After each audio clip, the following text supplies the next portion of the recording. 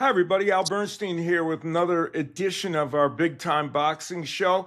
And on this one, we get a chance to talk to a gentleman who is rich in history in boxing as the man who founded the HBO Pay-Per-View wing of that company, and in recent years has been a major figure in women's boxing with his company, Taffet Media, and has guided the careers of a number of great women boxers and continues to do so. So we're going to chat with him a little bit about that.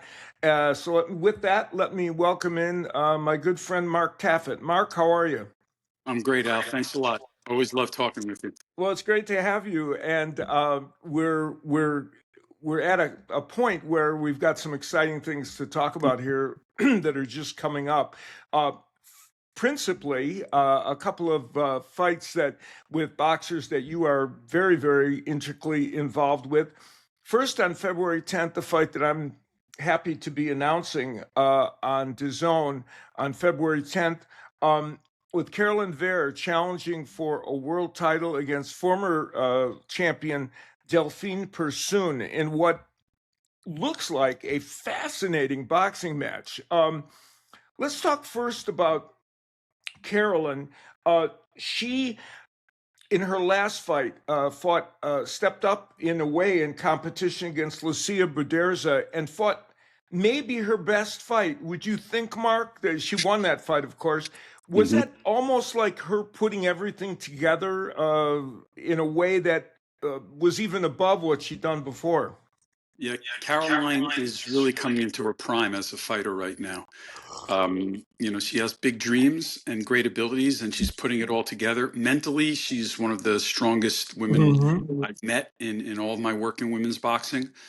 She's a former Olympian. She's very serious about her craft and very serious about making a mark, and she's ready. It's coming. This fight's coming at exactly the time that Caroline is at her peak. So we're looking forward to it, and we feel great about it. Yeah, she was a great amateur champion, and she's now 10-1 as a pro. And her style is an intriguing one, especially given the matchup. She is just a very technically sound, the very definition of a boxer puncher. She is just very sound, has some pop in her punches. And the interesting thing in this fight, she's going up against a volume punching, herky-jerky kind of aggressive fighter in Delphine Persoon, which kind of makes it, I think, a really interesting matchup. Yeah, it's. I talked with Caroline a lot about this before we went forward and pushed for the fight. The reason we pushed for it was because we tried to get Tiara Brown at 126, Yeah. and they ran and hit everywhere they could. They wanted no part of Caroline. Caroline's fought many of the greats of today's women's boxing world in her amateur background. And she sparred with a number of them also. They all know her. And it's very difficult to find one that says, yeah, I'd like to fight Caroline Veyr, because they know what she can do in truth. And she doesn't talk about it publicly, but in private, she's told me some amazing stories about her work with many of these girls. In Delphine, she's a legend. She's one of the great fighters of this generation. Absolutely. 50 wins, 3 losses. She fought Katie Taylor twice. She fought Baumgardner. Delphine is outstanding. I mean, this is an amazing challenge for Caroline to climb up to the mountaintop and take on Delphine. And Caroline couldn't be happier and more comfortable about it. She's so confident and comfortable in her skin. Like you said, her skills are phenomenal in the ring, and she's not afraid to get in the ring with anybody. And she feels really good about this. I get nervous about every fight. I have a lot of respect and admiration for Delphine. I mean, she gave Katie everything Katie could handle, maybe even beat her. And but Caroline's there. I mean, she's ready to be one of the best in the sport. So we're looking forward to it. And interesting, even though Caroline is 37 years of age, her future seems more extensive than you think for a 37-year-old, because number one, she hasn't had that much. She hasn't been through wars as a pro, right? And her amateur experience was all very, very effective. So she's a fighter with a lot of upside for the future. Yeah, she is. She's great health. Yeah. She is in great shape. She takes care of herself, diet-wise and physically. recovery wise, in at the highest level. And Caroline could fight for years. Women's boxing is interesting. Women tend to mature later than men. Men mature earlier and they get old faster. Yeah. Women do better as time goes on. I mean, women live longer than men. There's reasons for that. So, well, a 37-year-old woman to me is just hitting her prime, and I think Caroline can go for easily another 5 years or more if she chooses, and be great. And there's a lot of great fighters. I actually wish it was a few years earlier that she was here, because I would love to have thrown her in there with Amanda and Katie, and let her test her mettle against them. I think she's that good. Dimitri Salita and I talk about it all the time. When Caroline fights, we sit at ringside, we get our popcorn, and we watch like fans. We love watching her fight for the same reasons you alluded to. She is just beautiful in that ring. Yeah, should be a very good fight. February 10th, with Caroline Veyr, Delphine Persoon. You can all see it on DAZN. I'll be there along with Raul Marquez and Najee Grampus joining us on the commentary as well. And then on February 22nd, a fight that you have more than a passing interest in, Claressa Shields defending her heavyweight titles against Franchon Crews-Dezurn in a rematch of. This fascinates me, honestly, that when they fought in their first pro fights against each other, which was kind of unprecedented in an interesting way, because you had these two, accomplished amateur fighters. Claressa Shields had more accomplished, but still, Franchon Crews-Dezurn had done very well as an amateur fighter in their very first fight. And I will never forget that fight, because I'm watching it and I'm thinking, man, this is not the normal first professional fight for two people, men or women, to have. And they put on a great show. Claressa won it. And now here we are these many years later with them doing a do-over, which is kind of fascinating. Yeah. So I'll tell you the story about that. So first, I knew when I started with Claressa Shields that she was a once-in-a-lifetime athlete. And the best way to demonstrate that is to do what I always said to her: we're going to do what no other man or woman has ever done before. And one of those things was doing something in our first bout that, as you said, no one would dare do. Now, there's a great story there. Franchon, in effect, was Claressa before Claressa came along. And Claressa took it from Franchon in the amateurs. Franchon was, very well respected and a top fighter. Claressa is, just as I said, once in a lifetime. When I called Franchon and said, how about fighting Claressa? It's your debut as well as hers. She basically said to me, I think you're crazy. And then she said, you know what? I love it. Let's do it. I said, Franchon, I know this from all my years at HBO. When the best fight the best, there are no losers. And you're going to find out. It doesn't matter who wins or loses. You guys are going to go in. I still think it was the most exciting fight of Claressa's career. I agree. And it was amazing nonstop action for 4 rounds. And you know what? I think this is going to be round 5 when the bell rings. They're going to pick right up from where they left. They're great friends, Yeah. Franchon made many of Claressa's boxing outfits. She's very talented. Yeah, that's right. That's her talent. Yeah, and she was also an American Idol singer. Franchon does a lot.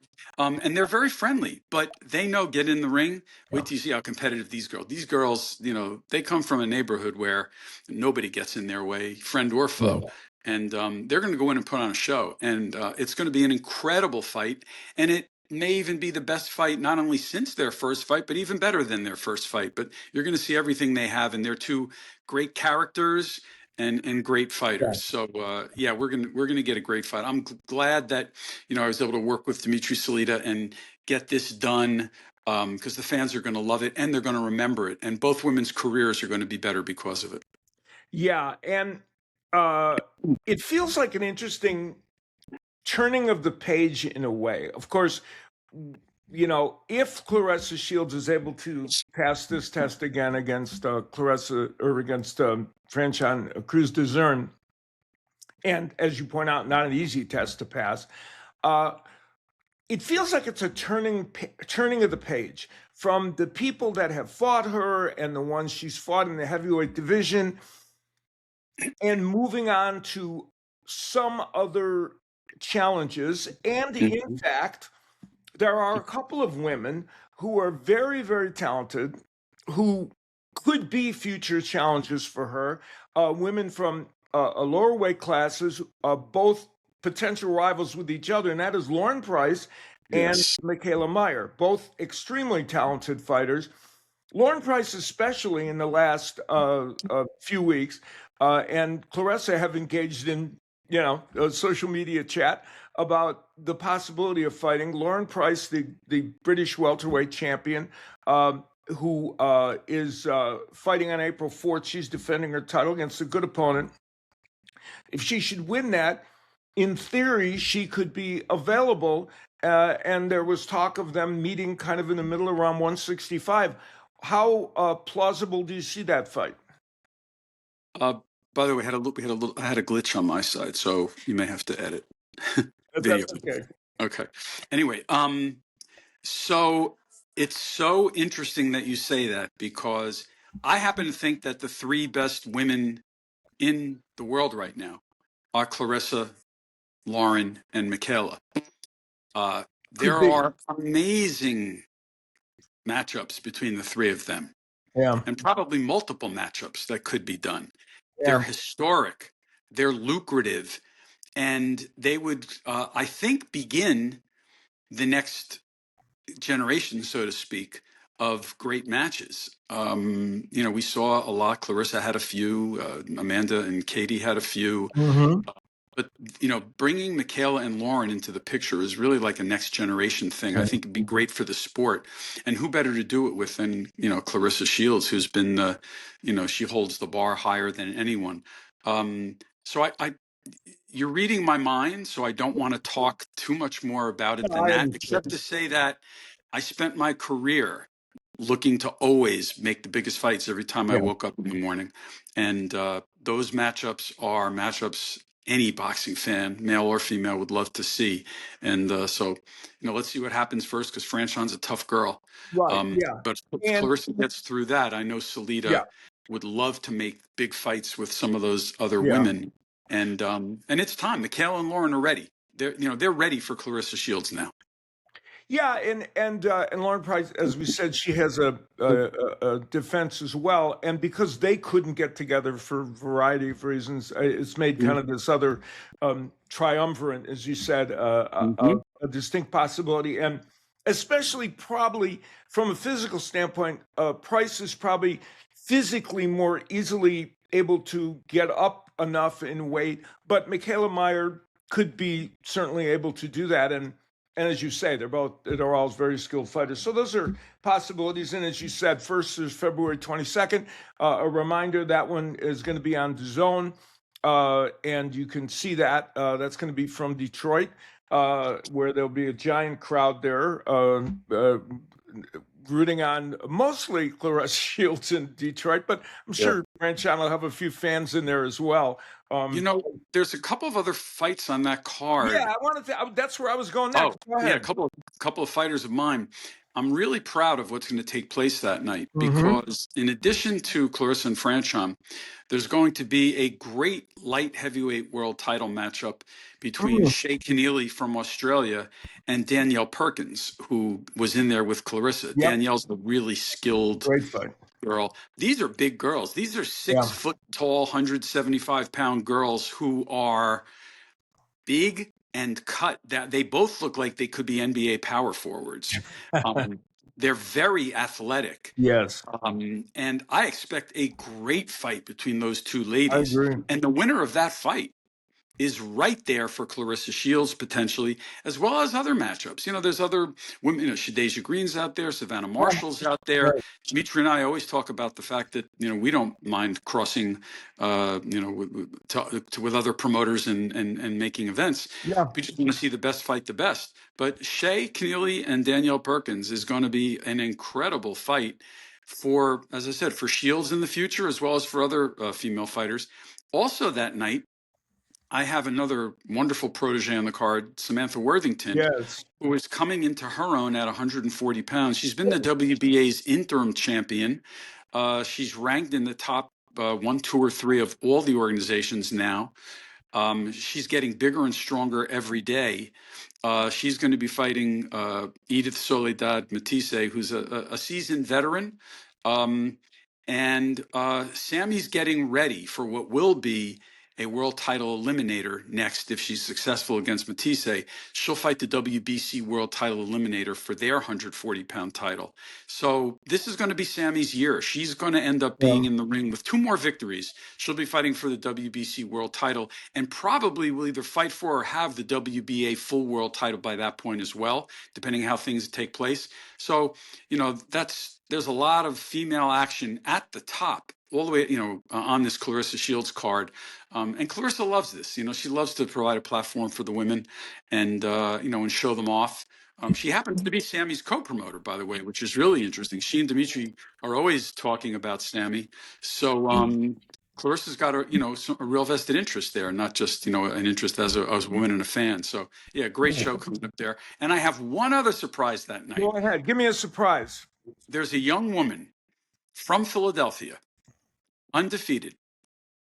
She's ranked number 2 in the WBA. Her name is Chanel Butler. Superb athlete, great amateur background, comes to us from some MMA disciplines and the TCL. However, this woman can fight. I have someone I work with, Katia Benel. When Katia says to me, this is a world champion, take a look at her, I know I don't even have to look. Yeah. Chanel Butler is going to be on early in that card that night, but she's there. And she's fighting a tough opponent, Danielle Ramos. It's a great test for a young Chanel Butler who's 23 years old.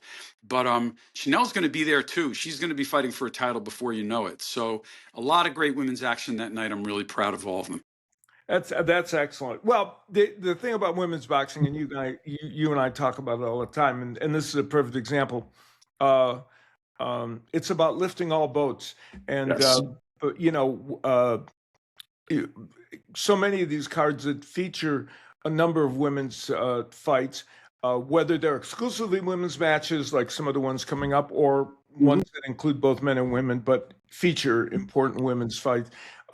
It lifts all boats, and it elevates the sport, and it's just women are more likely to do that.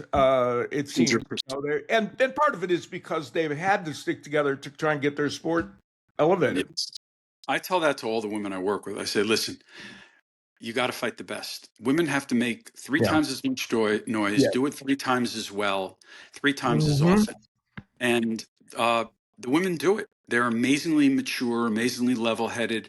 They're all focused. They all are there to lift the boat and be in the boat when it's lifted. They all admire and respect each other, even though they're opponents and rivals.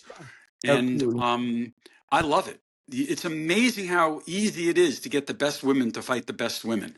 Never ceases to amaze me. Right? And you're right in the center of that vortex, and it is still something that astonishes me constantly. Yeah. They never say no. They always say, okay, what do we get paid? Does it make sense? Be fair. If you're fair, we're there. That's what I always hear. If you're fair, we're there. And exactly. I love to be fair, and they always sign the paper. So that's great. Well, a couple of great matches coming up, and then other ones down the road in the next 3 or 4 months. It's a very good time for the women's side of the sport, and can't wait to see what happens here in February on those fights that we talked about, and future matchups moving forward. I look forward to seeing you on February 10th in Grand Rapids, where we will all be convening for what should be a very good card. Also on that card, Joshua Pagan, a very fine lightweight prospect and almost contender in another tough fight. Yeah, he's ready. He's in his hometown of Grand Rapids, which is where Floyd Mayweather's from. It's a great boxing town, and Josh has dreamed of this. We took him to Puerto Rico, and he fought there recently. It was his heritage. He couldn't believe it. He was almost crying. He was so happy to be there. Now he's fighting at his U.S. home, Grand Rapids. He couldn't be happier. And Dimitri's very high on him. Josh is coming into his own. As you know, he's a great kid. He's a great young man. So, I always root for him, wish him the best. And as you said, he's about to break through the glass ceiling and be there and be ready. So, it's exciting to see. And on the Big Time Boxing USA series, he has fought very good competition. And because of that, his maturation seems to me to be putting him in a position to be effective when he steps up in the lightweight division. Yeah, he's matured a lot. I mean, your eye sees it, but he's really matured a lot in the last year, and he's just about ready. He's just about ready for anybody. And as I said, it's wonderful to be there and be part of the journey. I don't work with him, but I see him all the time, and it's just so nice to see a young guy come along like that and take advantage of his opportunities and see his dreams start to come to fruition. And that's what you hope to see. Yeah, exactly. And it'll add a lot to the lightweight division, that's for sure. Yeah. Well, Mark Taffet, you add a lot to boxing, that's for sure. Always have. And it'll be fun as we reconnoiter on February 10th. Look forward to seeing you there. Yeah, thanks a lot, Al. Always great, and look forward to hearing your comments after the fight so you can tell me how my fighters are doing, because I listen to you all. Well, I think you'll know already, but it should be a lot of fun to see all of them in action. And as you point out, that card and February 22nd, when you have so many fighters on the card, it's going to be fun. So all right, safe travels. Great. Thanks to Mark Taffet. That'll do it for this edition of our Big Time Boxing Show. We have some fun guests coming up in the near future, including Papoose, who is, of course, a legendary rapper who has a strong connection with Claressa Shields, and his company, the company he's signed with Win Records, has, of course, a groundbreaking deal with Claressa, and he'll give us an interesting perspective on all that as well. So we will see you next time on our Big Time Boxing Show.